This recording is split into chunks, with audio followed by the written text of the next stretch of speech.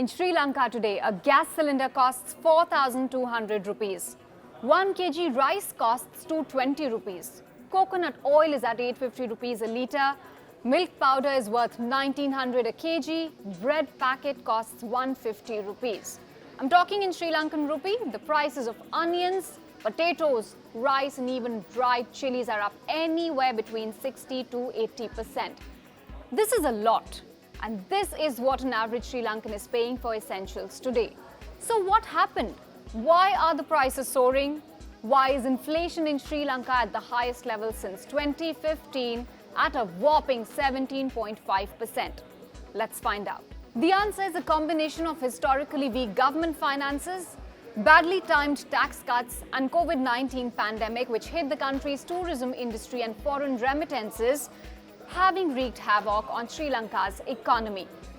The country's public debt is estimated at 119% of the GDP.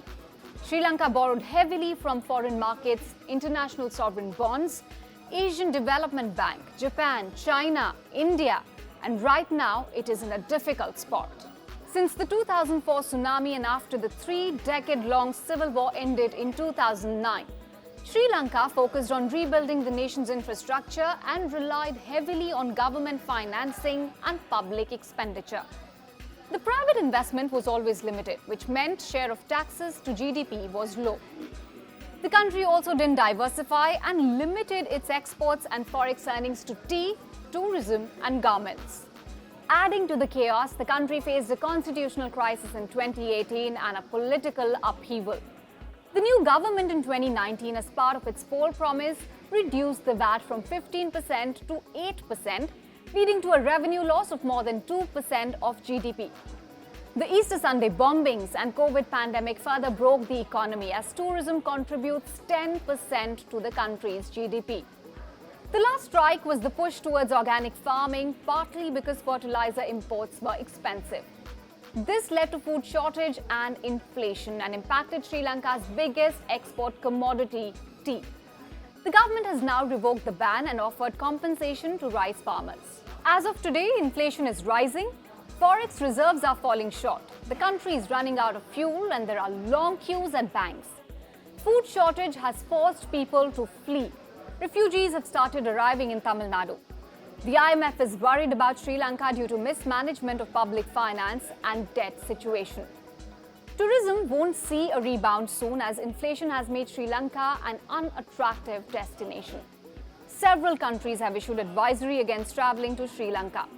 Furthermore, Russia-Ukraine war will affect tourism as a large percentage of tourists used to come from these countries. India has already extended a $1 billion credit line to Sri Lanka, and the latter has requested for additional $1 billion. Earlier this year, India had extended a $400 million currency swap and $500 million credit line for fuel purchases. President Gotabaya Rajapaksa had to declare a state of emergency as the nation grapples with rising prices, shortage of essentials, and rolling power cuts. Sri Lanka declared a nationwide curfew after protests turned violent. The government has charted out plans for near-term and medium-term recovery like government-to-government loans, currency swaps with foreign central banks, sale of public assets and so on and so forth. The IMF wants the government to focus on protecting the vulnerable groups and on improving revenue germination through increase in taxes. Liberalization and further macroeconomic reforms have also been recommended.